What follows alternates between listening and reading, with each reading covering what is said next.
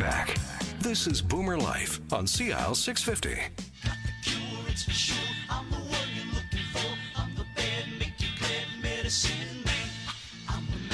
George Gordon with you here on CL650 and Boomer Life. Today we're talking with the good people from Naturopathic Medical Center in Vancouver, naturopathic physicians Dr. Larry Chan and Dr. Alex Chan. And we were talking earlier, and we wanted to spend a little more time talking about it, and that's oxidative therapies. Is that, am I oversimplifying by saying that breathe and it will help you? Breathe harder and it may help you? In many ways, it's true. The Earth itself is starting to lose its atmospheric oxygen. Carbon dioxide is increasing. So actually, our cells are actually, as a human, we're being starved for oxygen in many ways. We require oxygen for life, but at the same time, too much oxygen can produce, combustion and all those other issues. But really, when it comes down to even the cellular level, it requires oxygen to function and to keep it powered up. And we really find that even with cancer cells, we were talking about cancer earlier, cancer itself and cell health depends on a healthy amount of oxygen utilization in the body. So as much as we can get the cells breathing and the cells working properly, they stay healthier, the immune system stays better, all the body functions and biochemical functions in the body stay fresher, our bodies age less quickly, and that's oxygen is a very important breath of life, essentially. And at Integrative Naturopathic Medicine Center, we use ozone therapies or oxidative ozone therapies to enhance that function. Because cancer cells, we see, don't like using oxygen. They prefer to use other methods that don't use oxygen, so you create almost more of that oxygen starvation environment. So through different applications of ozone, basically ozone's a highly reactive molecule. Oxygen is O2 and ozone is O3. What we can do is we expose different substances to ozone, and it creates those ozonides create basically more oxygen molecules in our tissues, in our bloodstream, and we can apply these things very effectively to help both support people going through cancer treatments, and then also in some cases where you can actually get the ozone directly on, whether it's the skin or cervical cancer on the cervix or tongue cancer on the tongue, we can actually use it as a direct anti-cancer therapy. It can be a little confusing when, let me see, ozone, if there's a problem with the ozone, then I got a hole, then I'm getting sunburn, but you're going to put ozone on my cancer. It may be a little bit hard to follow, but let's back up to oxidation. Is that done simply by more exercise? Is it diet? Is it both? I think anything that enhances your body's uptake of oxygen is important. And then how to get the oxygen into the cells properly. And Alex was mentioning, cancers don't like oxygen. They rely more on anaerobic metabolism, which is less oxygen states. When we talk about acid base in the body, acidic medium in people's connective tissue, I always hear of acid being inflammatory and pro-inflammatory, and that's pro-cancer.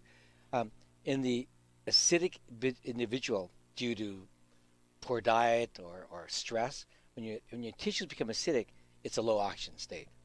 And that low oxygen state is really one that promotes cancer as well, or degenerative diseases, and heart disease and all those factors. So how do we get oxygen into those areas? Well, number one, diet changes acidity. Eat foods that are more healthy, nutritious versus chemically, and you have less acidity in the connective tissue, more oxygen. Exercise is critical. The circulation drives the oxygen, gets you breathing better, the oxygen runs in the tissues and saturates the tissues better. And then there's therapeutic oxygen and ozone, which is what we're talking about, because we want to make sure you're eating well. We want to make sure that you have good exercise and all those factors that you're talking about.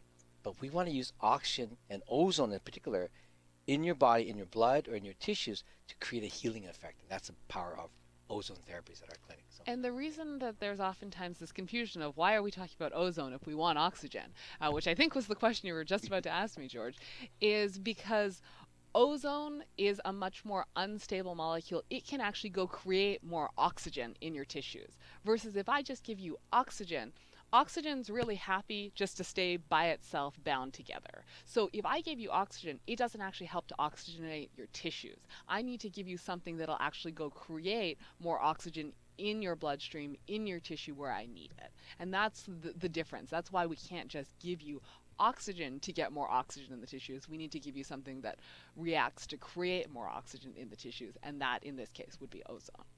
So it gets back to certainly in the battle and the treatments of cancer, a very important part of that. But just in everyday living, just to if you want to avoid getting colds or feeling something getting you down and laying you out flat, that if you're is this a daily kind of thing that you can do with treatment, or is that part of the nutrition in part of the counseling? It's part of it, because let's say a person gets sick a lot. They get colds constantly, and their immune system is definitely run down. Well, what caused that? Well, often high stress, just a tendency towards just poor nutrition. What do we tell people that get sick? Rest more. When you rest more, you actually have a chance to get your body to really have a chance to really uptake better oxygen. Exercise mildly, you uptake more oxygen. So when we use oxygen therapies, it's kind of enhancing that bigger. So there's different ways of applying oxygen therapies and ozone therapies. We do it to the blood. It's called major autohemotherapy, which we do at our clinic. And basically, we take your blood and we actually take about 150 cc's of blood and we ozonate it, put it back in your blood, put it back in your system, and that actually acts as a charge for your body to really wake those cells up and gets the powerhouse of your body breathing better in a cellular level. And that really regenerates the cells and recharges the power plant in your body to start increasing the immune function. People often will become much better immune system elevated with that. They feel more revitalized. They feel more energy. The brain's clearer. So all those things are part of the use of oxygen. All the way down to, obviously, it depends how you're going to dose it. With someone who is in a state of a lot of wellness and doesn't actually require such an intensive therapy, it may be much more simple that we look at more intense exercise that increases that natural respiratory oxidation process in their bodies. And so it could be dosed at, probably not every day, George, but depending if you're talking about major autohemotherapy, which was just mentioned, or doing something like increased exercise tolerance. So it really depends on the patient whether you're looking at something as frequent as twice a week or something less frequent, once a week, once a month, or a different therapy altogether. And right now, oxygen therapies are used in hospitals, like hyperbaric oxygen chambers, and ozone therapies are used to, let's say, treat wounds and burn victims. Because it stops because that stops infection and helps the body heal itself. So that's part of what they use currently in hospital settings. So we're just taking that another step. Dentists have been using for years, especially in Europe, where you have abscessing in the mouth. They actually fire in a bit of oxygen water into the area, and the ozone actually kills the abscessing. So it helps to clean the teeth. So that's actually in use already. We do that with the blood in the body. We do that with well, a good example is I had a patient of mine who had cervical cancer, and she was actually been told that she should have a hysterectomy because it was spreading, and it was a pretty frightening case for her. And I just said, well, let me talk to you. And we looked at her from an integrative cancer standpoint and gave her some empowerment and said, go get another opinion. Ask the other oncologist whether or not you can actually wait a bit.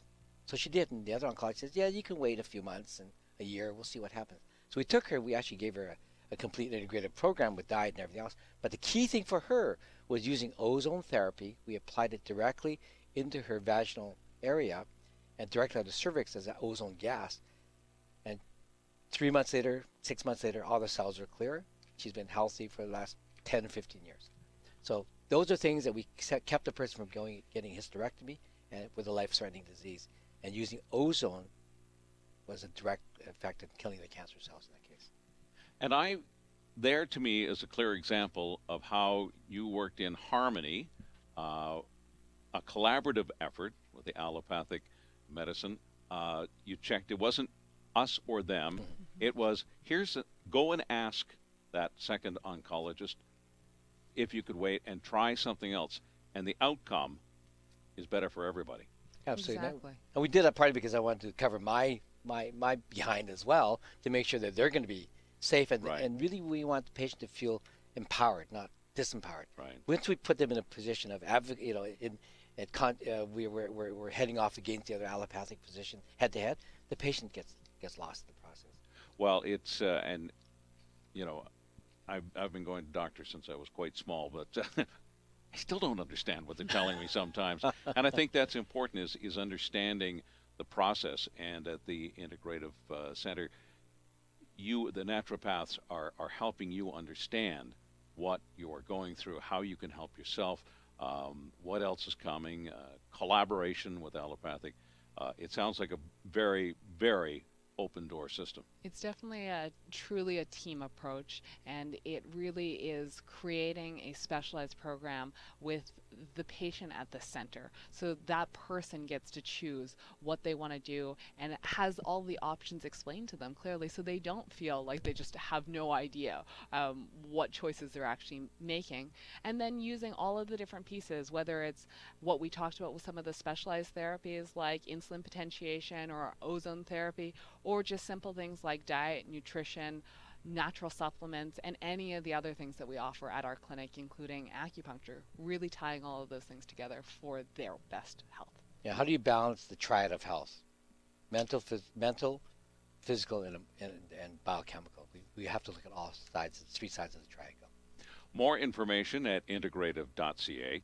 You've been listening to Boomer Life on CIL 650, and we've been talking with the good folks from Naturopathic Medical Center in Vancouver.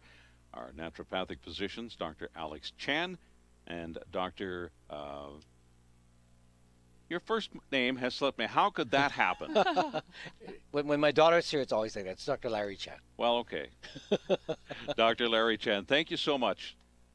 This is Boomer Life on CIL 650.